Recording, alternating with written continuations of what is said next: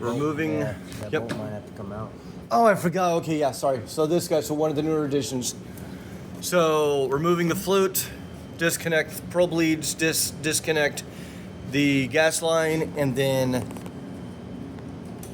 God damn it, Looks like a 13. this guy. Disconnect him, and it should slide right out. I'm wondering if they did that, and this wire might start being in the damn way. It's gonna start rubbing. Which is fucking stupid. Why would they do that? So you only got so many probably. This is the lower burner for the pizza ovens that slides into here.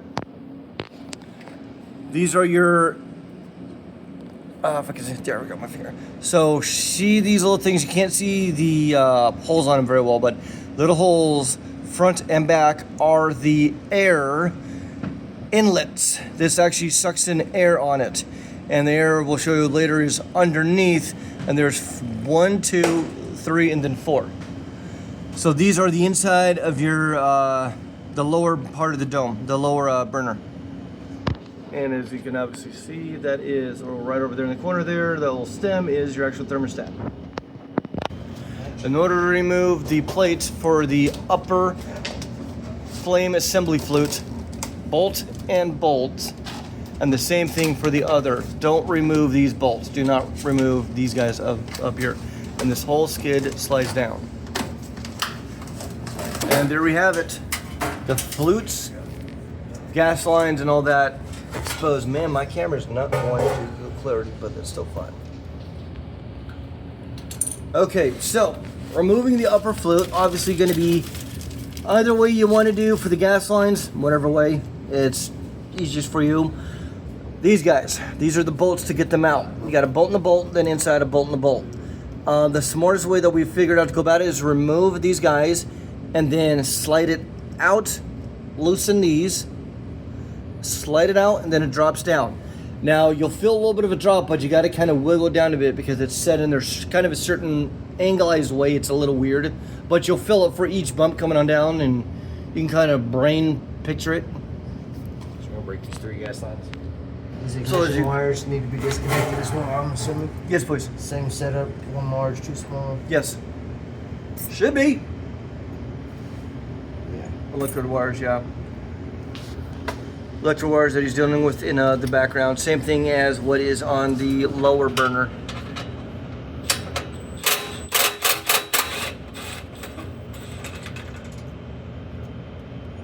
It actually looks like it's slotted, so it may slide back, but we'll take them off. You got it?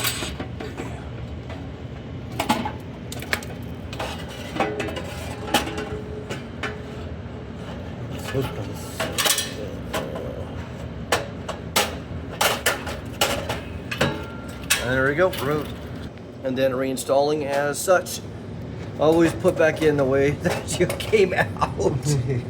I made that mistake the first time I did this and nobody taught my ass for a year.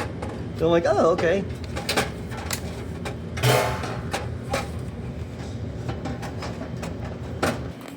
So in order to spin the bed plates up for the PM service, both bolts need to be removed. You have to align the bolt pattern there to the top center of the oval there. Top center, bolt pattern. Kind of hard to do this when you're doing that. There are bolts front and back, so once you center it out, then you should be able to easily be able to remove them.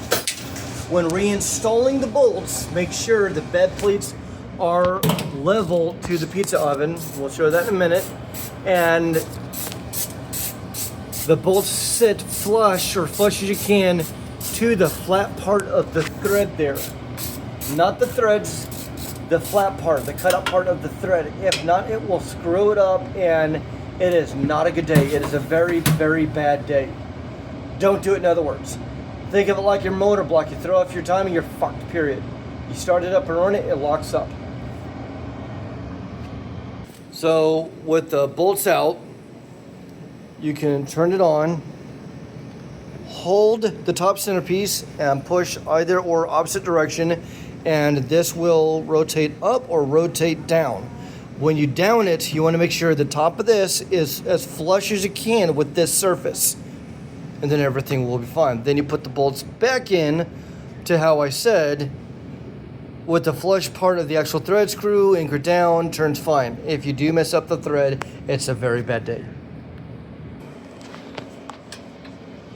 Notice how both those are all three essentially lined up again. And you get the plates about as level as you can to the deck. And you're ready to go.